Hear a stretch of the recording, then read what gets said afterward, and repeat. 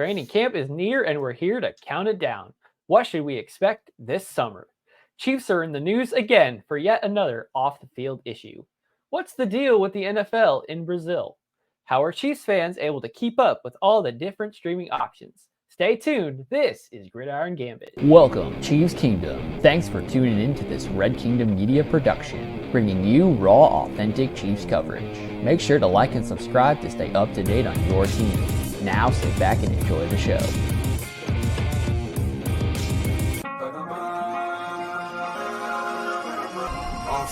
Let's work. Hey. Welcome to this week's edition of Gridiron Gambit. I am your host for tonight's show, Clinton, and joined with me as always are my two pals, my partners in crime, Dale and Lonnie.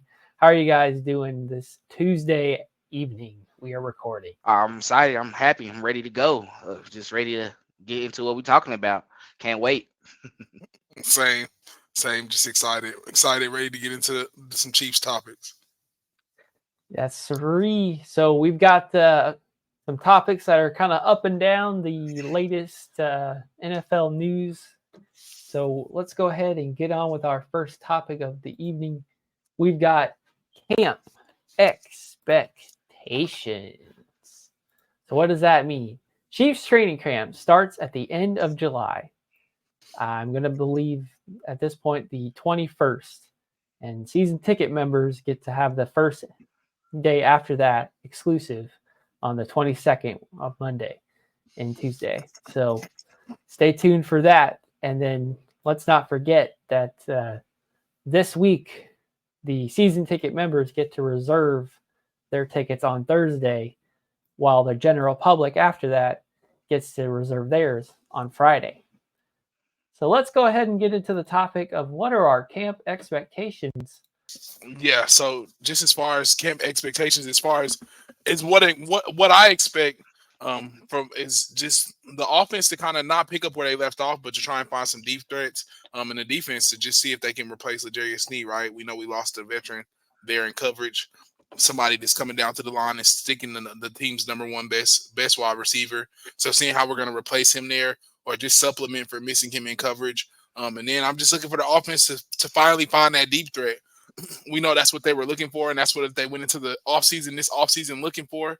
And they went and got Hollywood Brown, got Worthy, still have Rashee Rice, still got Justin Watson. So just looking forward to see how that wide receiver room shakes up, how it shakes out, and who is the deep threat there in that wide receiver room. Truthfully, what I'm expecting and what I'm excited to see going into camp, I just want to know what we can do on the offensive side of the ball with the wide receivers.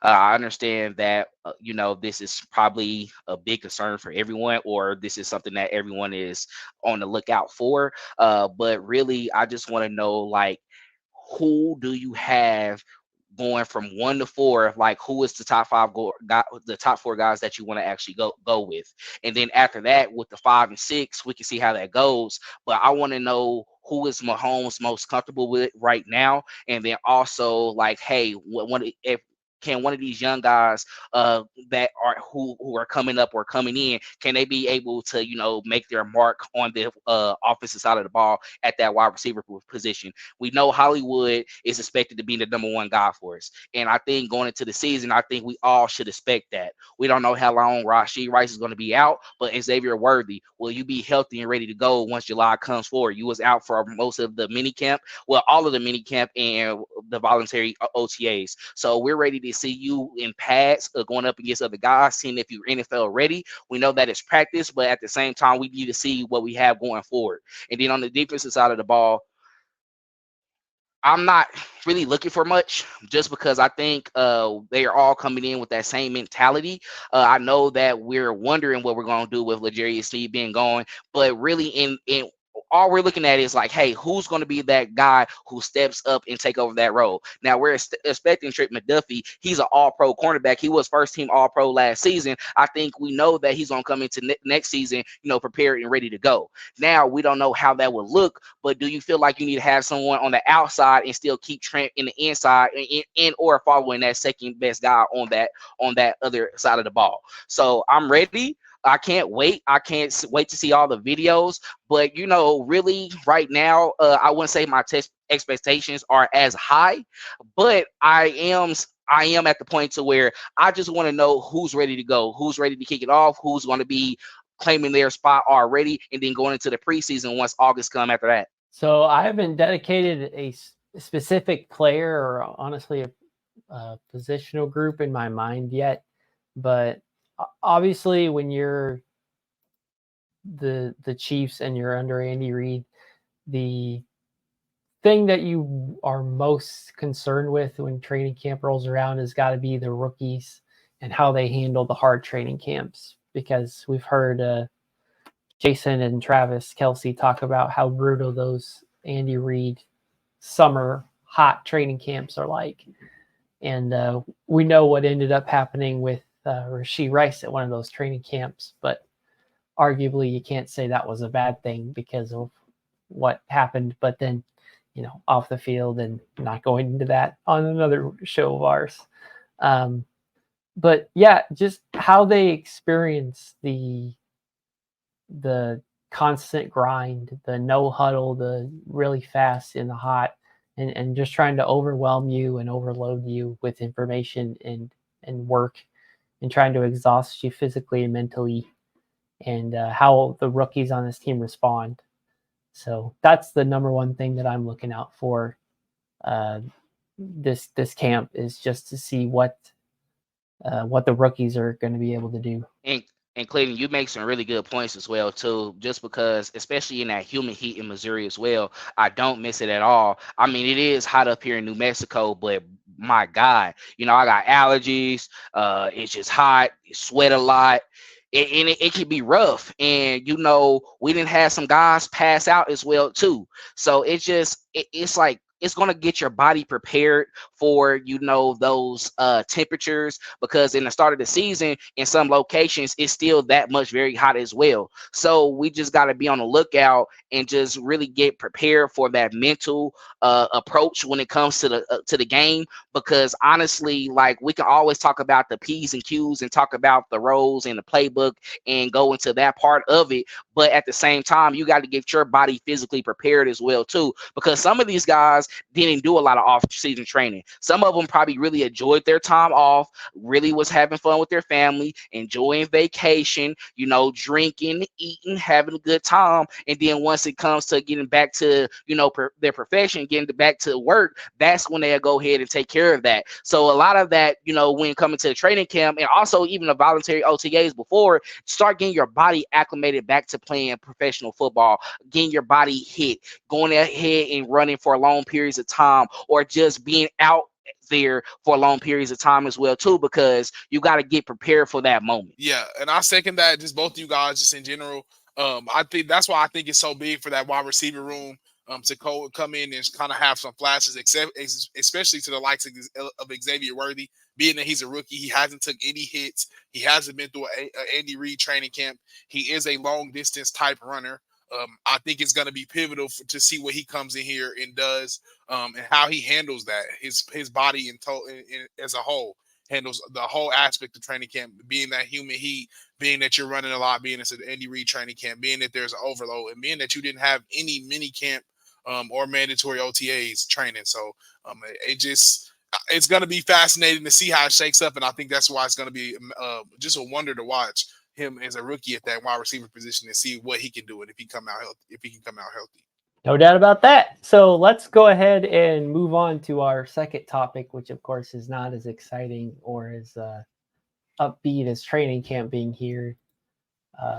We got bugged by bugs. Defensive end for the Chiefs, who really did not play much in terms of the 2023 season. Spent majority of it on the practice squad, and I think he might have even bounced off another team before he arrived here. And he ended up finishing the season with the Chiefs the last couple months of the season, and obviously we know the results the Chiefs had. They won a Super Bowl with him, but how much of it was really his doing remains to be seen. But he was ultimately arrested for second-degree domestic violence and robbery, And in a previous update that we put out on our daily Substack, we had the reporting about the cruelty to dogs and also the waving of the gun at a female. So obviously he's had a record of his own prior to the incident that has been going around social media the last couple days. But we're going to kind of open this forum back up and kind of ask the question, is he going to return to the Chiefs roster either around the preseason or perhaps even making it all the way to the 53-man roster? So I don't think he's going to make it to the 53-man roster at all. I think with what's going on right now and all the issues he's coming with, it's repetitive and it's careless.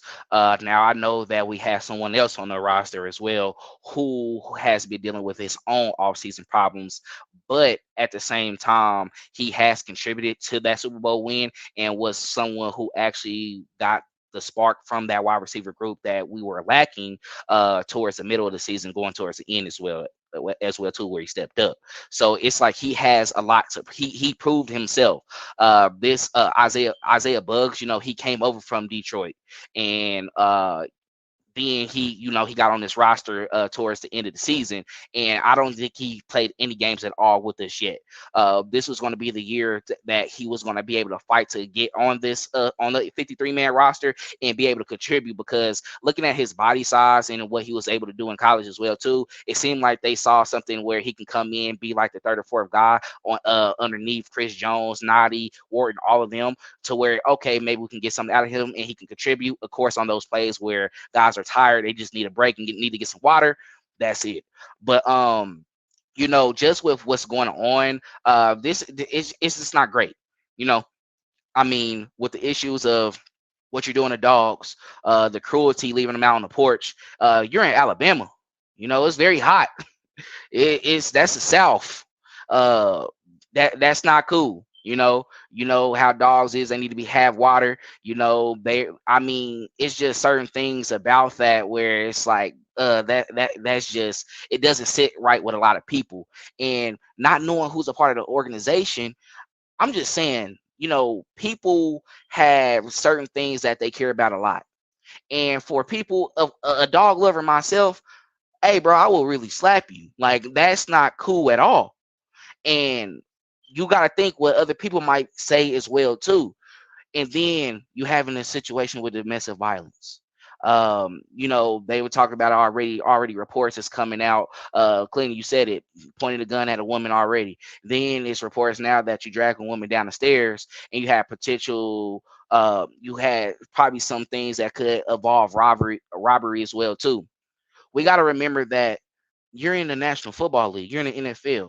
You're getting paid, big dollars, even if it's not a massive contract or you're making millions of dollars, but you're able to play a sport that you grew up playing all your life and be able to make a decent amount of money where you can stay afloat and have a place to stay and, be able to take care of your business and all of that. You don't want to ruin that for situations like that. So we just got to be like, with that situation, I do think that he will not make the 53-man roster. Yeah, and I don't think he makes the 53-man roster either, and that's just simply, I think, based off of need. I don't see where Mr. Buggs fits into this roster whatsoever, being that we have to the likes of Derek Noddy. We drafted some different guys there, and I think they even signed a undrafted rookie, I think, from out of Missouri State, if I'm not mistaken. So I don't see Mr. Buggs making the team, Mr. Will Buggs making the team at all, just because all of these prior incidents, like you spoke of, Dale, we have had a somewhat of basically a star player. I'm not even going to say somewhat, a star player in Rashee Rice commit some of these same, not to the likes of dragging women down the stairs, waving guns, and getting in trouble with dogs, but he has committed some crimes and had his fair share of incidents this year as well. And there's been talks about him not possibly being disciplined, and even all the way to the likes of possibly being released. So I feel like we can have those conversations about a star player. Then we're definitely having these conversations about a man that we're just now learning his name, and it's through stuff that's not positive. So I don't think he makes the team. I don't think Isaiah makes the team at all. I think he's fighting an uphill battle at this point. I think when you look at just Andy Reid's track record, he does help guys that have been in trouble, but you can't continue to be in trouble. You can't continue to get into trouble. You have to show that you're trying to change and you want to be better. And I don't think that's what Mr. Bugs is showing here. So I don't think he makes the 53 at all. Yeah, I'm the 3 in a row here. I don't think he makes it to September. No doubt about that. But I guess the question is, does he get to be on the team at any point through August? And at this point, you might have to actually come to terms with that, because the Chiefs to this point have not made a formal statement about anything regarding the situation, or whether or not they intend on keeping him on the roster or anything like that. We're in for a little bit of a wait, I believe, before we start hearing from the coaches or general manager or anybody like that again, who would be asked questions by the reporters in attendance about those things. But I think to this point, we have to sit with the news for at least a month before it gets, resurfaced by the local reporters. And after that, it might get swept under the rug a little more until he just genuinely doesn't make the team because of his football abilities. And none of it will have to do with why we're bringing him up as a topic for this show. But the Chiefs have shown they're willing to wait for all the information and all the circumstances to play out. Like, they're trying to be very careful about what they say or do, but not necessarily do a bunch of PR stunts or like crisis management type stuff. They're just kind of letting situations play out. So I don't think he makes the 53-man roster. Definitely. And you make some good points, Clint.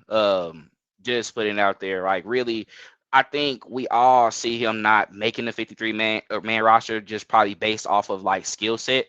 But at the same time, when you go into it, we do have to let the situation play out. We got to have the facts come together. And I think the Chiefs in general are just coming around being like, just based off the situations that we had before with Tyreek, Kareem Hunt, let's get video evidence, or let's see what happens in court. Let's see how all the facts come about. And then from there, we'll go ahead and then make our decision. So they might not be worried as much due to the fact that, hey, even though we're going to let you go through training camp, let you play in preseason, let you get your reps in, you may not still make the 53-man roster anyway. So we'll just go ahead and just let everything go about how it's supposed to, and let our legal people, let the legal side of it handle itself out. Good point, guys. I think I don't know if I'm speaking for the entire group here, but I'd say that we're just about done talking about Chiefs issues that have nothing to do with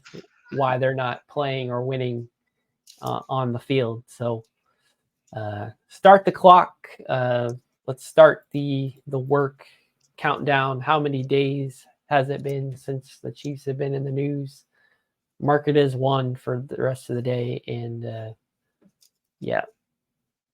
So let's go ahead and move on to our third topic, which is green was banned in Brazil. To this point, we already know that it's done. That information has been debunked. At least the things that everyone's worried about. But the Eagles and the Packers are going to be playing a game in Brazil this upcoming season, and a lot of false reports came out.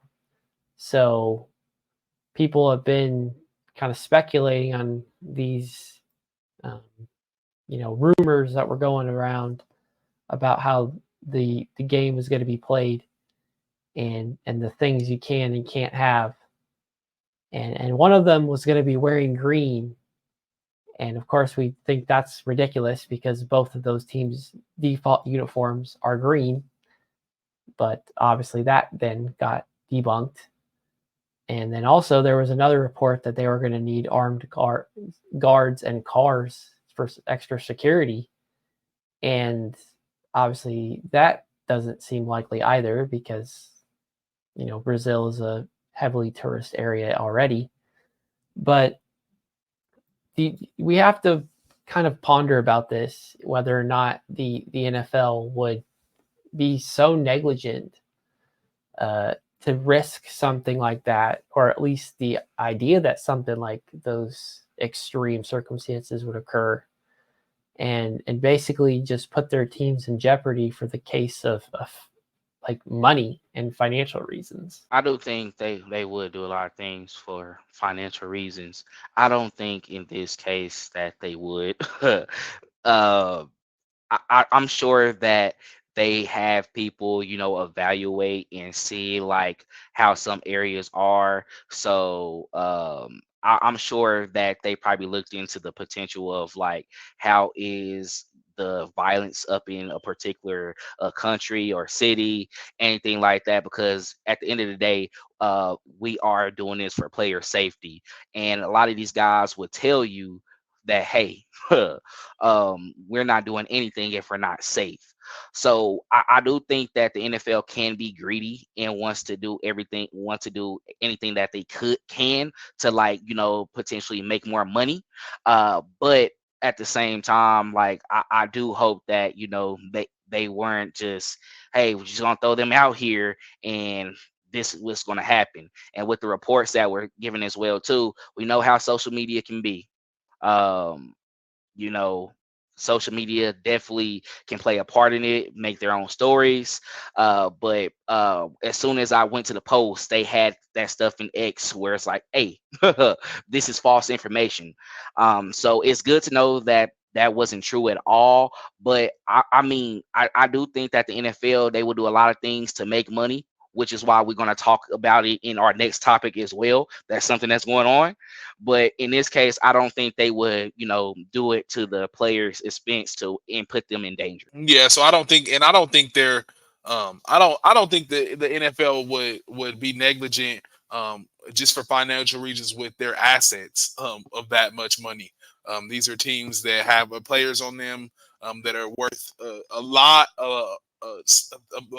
more than like some people, in the United States as of right now. So I don't think the NFL just throws around their assets, and puts them at risk, like that.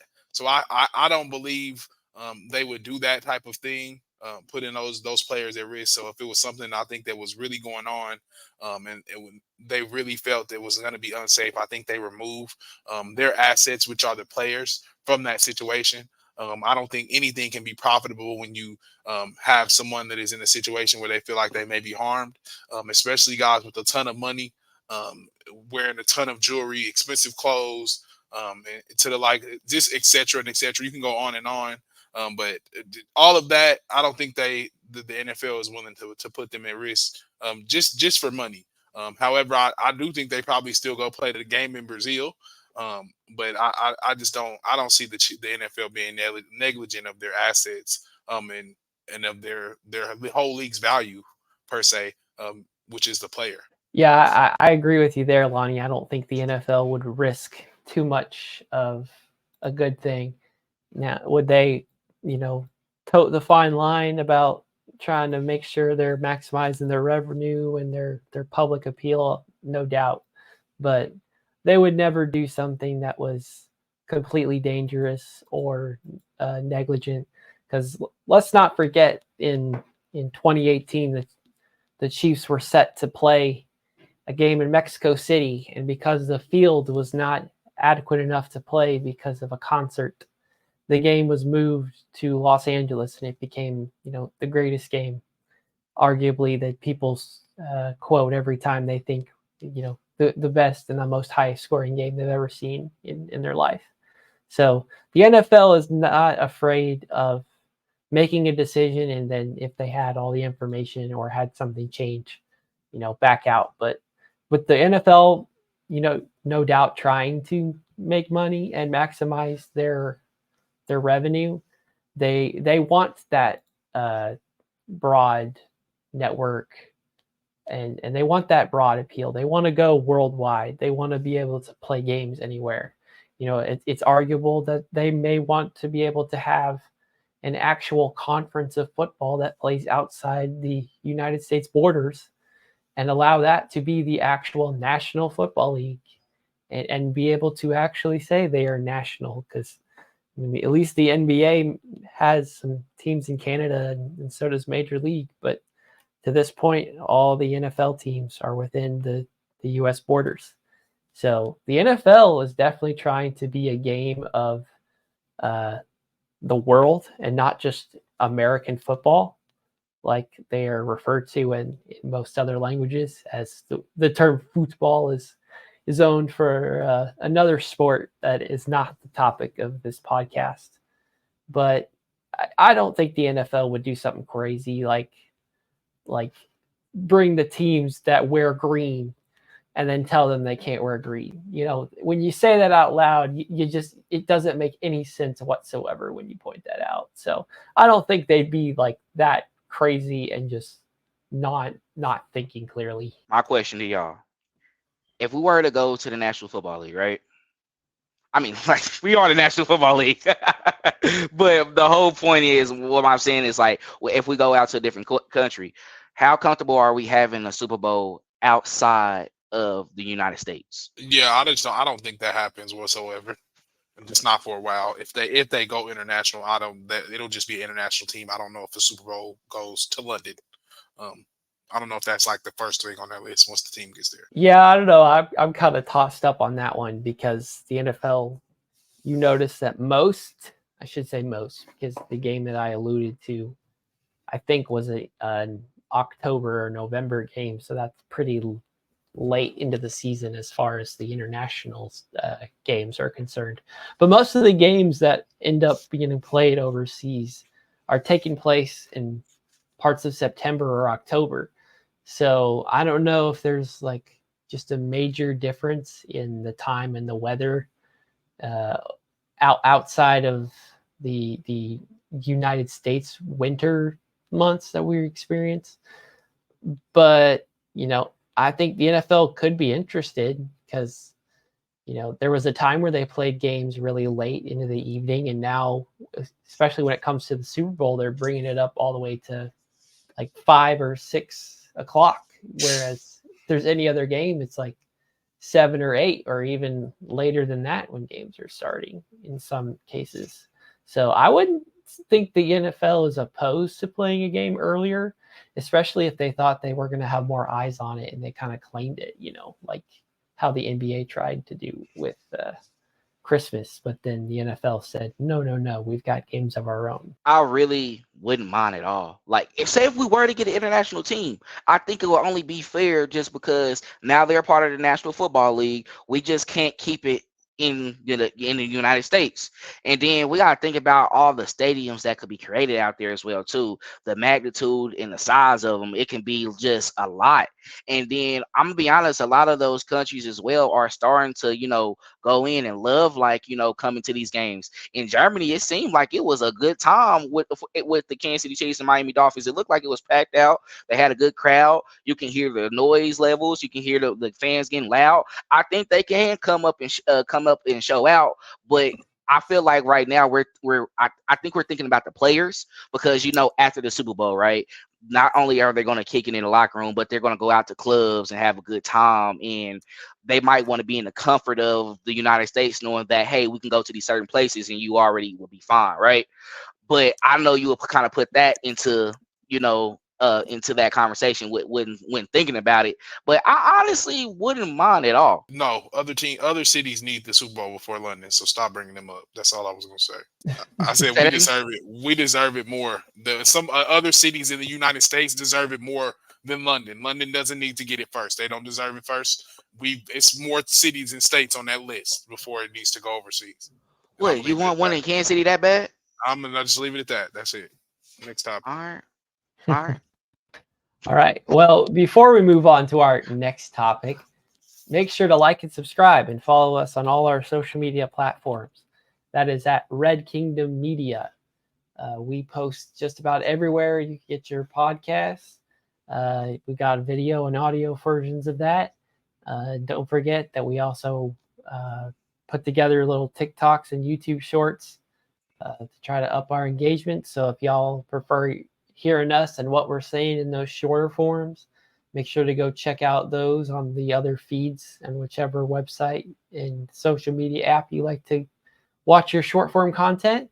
And let us not forget that we also have a daily Substack that all the news straight to your inbox right at 6 a.m. Arrowhead time. And if you need your quick news and you're not trying to look at social media all day because you're trying to be good, make sure to subscribe to that free Substack, and that way you get all the necessary news for that day bright and early in the morning. And if you have any interest whatsoever, make sure to subscribe to our paid Substack. And what that gives you is access to our paid article set. And stay tuned if you are interested in that, because we're going to have a lot more written content coming up here when training camp rolls around, because we are all over here at Red Kingdom Media excited for what the Chiefs are trying to build with this three-peat. So let's go in to our final topic of the evening: too many streaming services. I know for me, I was already complaining about this, and I've been pushing for this to be a topic for a bit. So I needed to make this one of the topics at least coming up, because I just thought it was too juicy and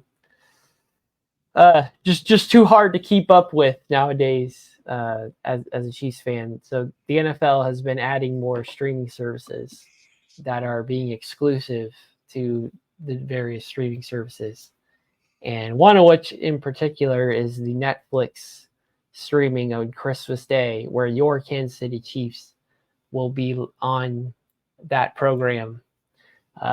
Lest we forget last year when the Chiefs succumbed to the Raiders and had a very sad Christmas. But don't worry, they were able to rejoice and be able to come out victorious that season and hold the trophy in Las Vegas's home after they were not so nice in Arrowhead.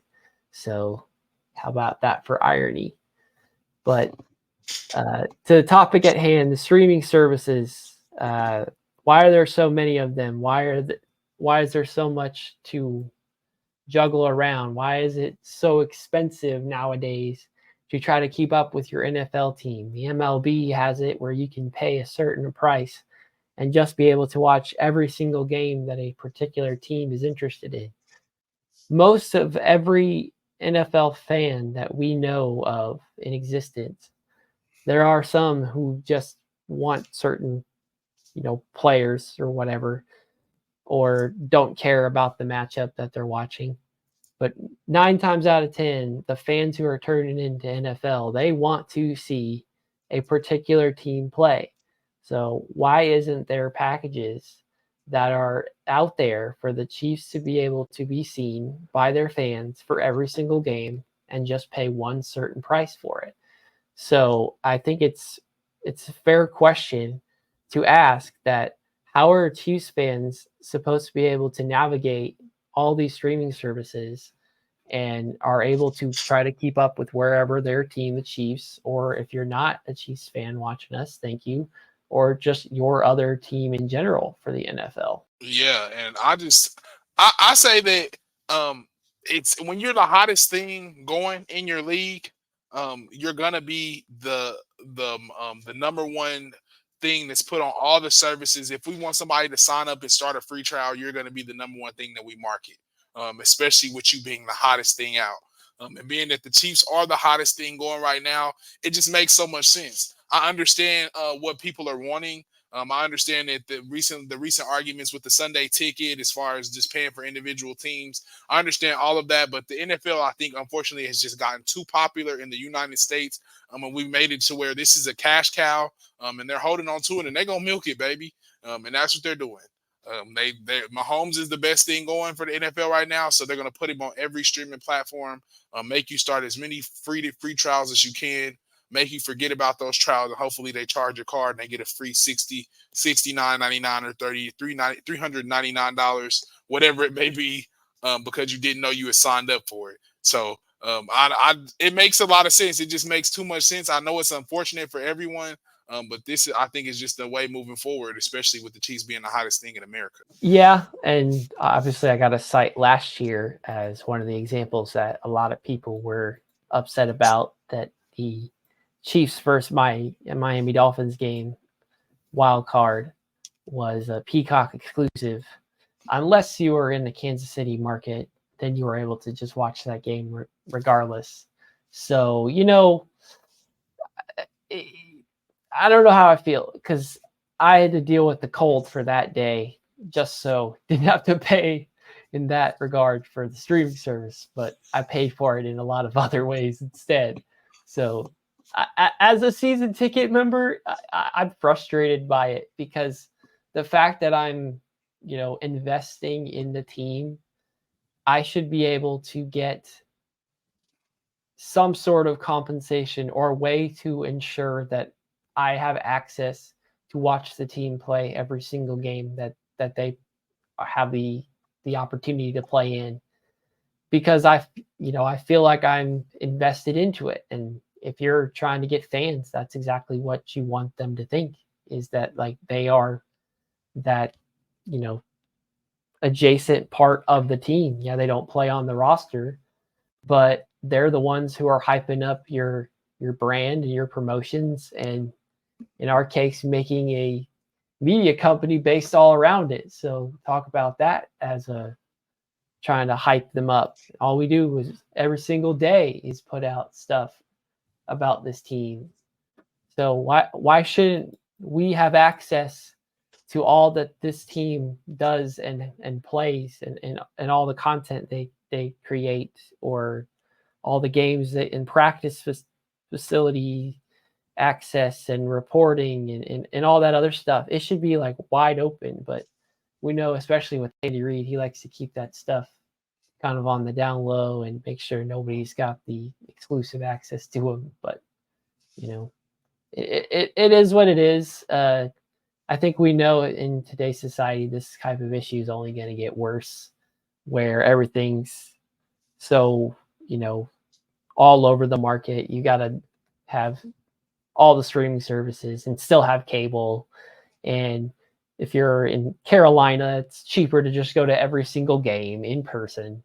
If you can you can afford and have the time to go do that, you might as well just go see all the games in person if you're there. But if you're the two-time back-to-back defending champions like the Chiefs, it's not the cheapest ticket to get to every game either.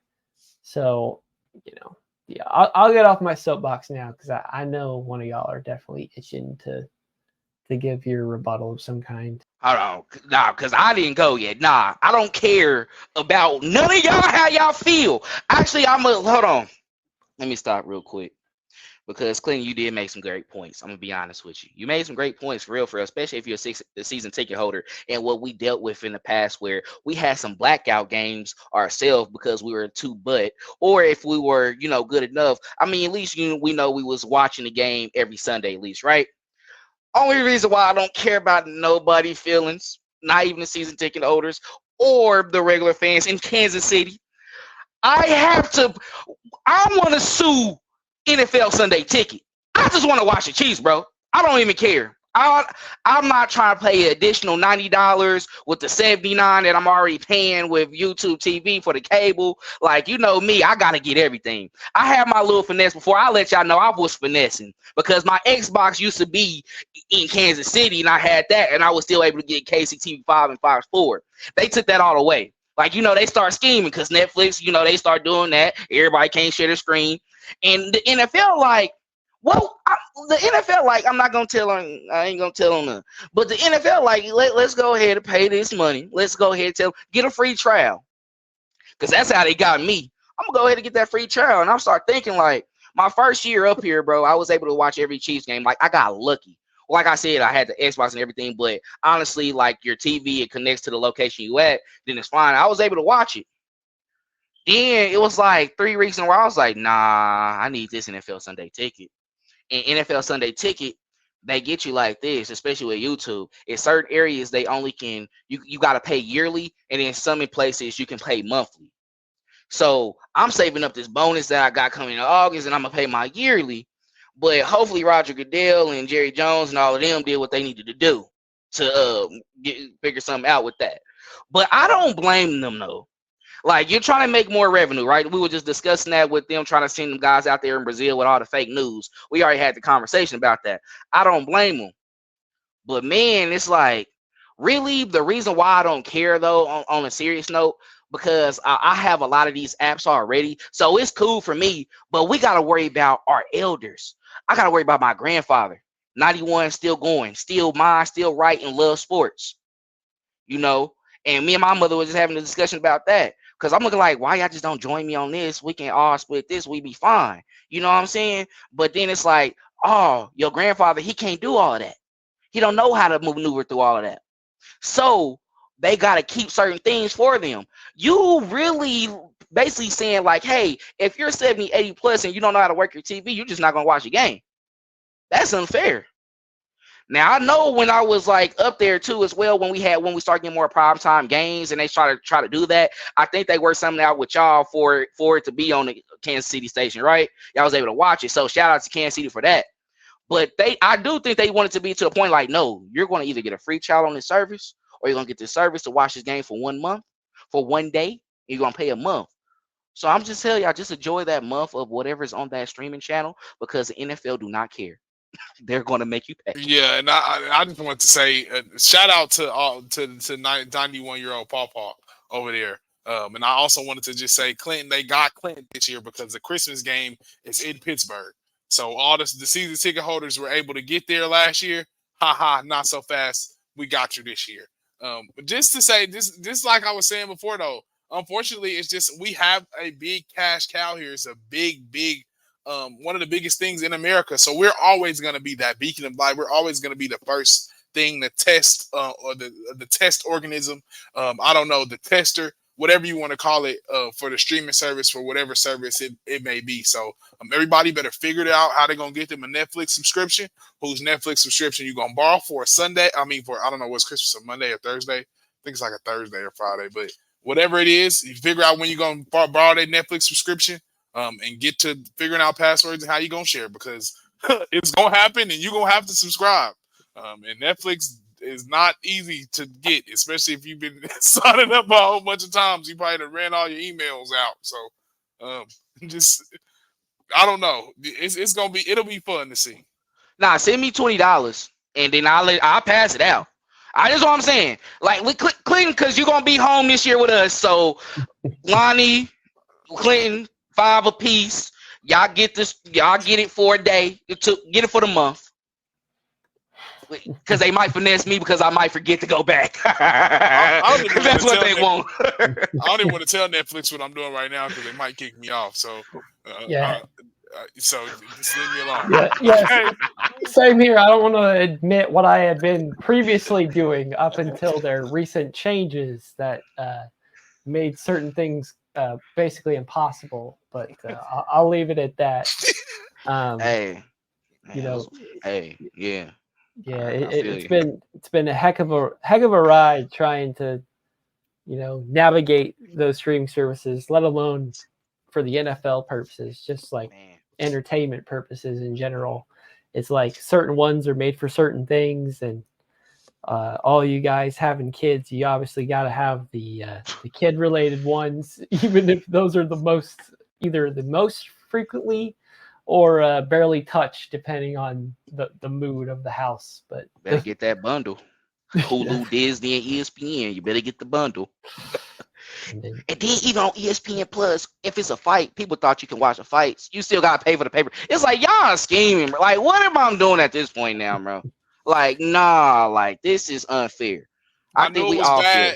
I knew it was bad when I was downloading CW to see Inside the NFL.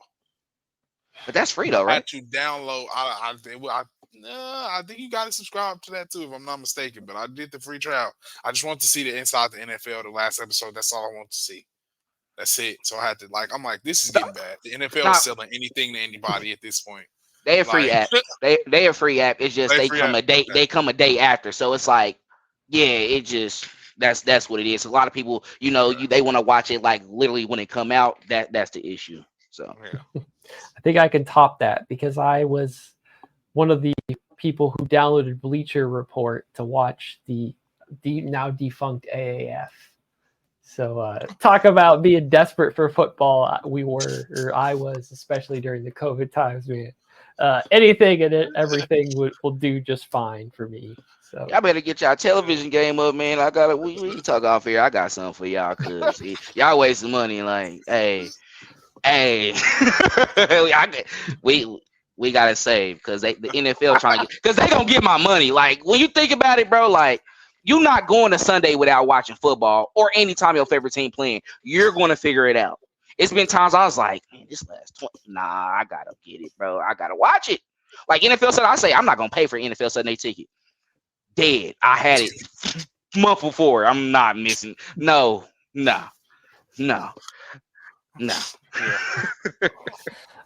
Well, this show has been a heck of a good time.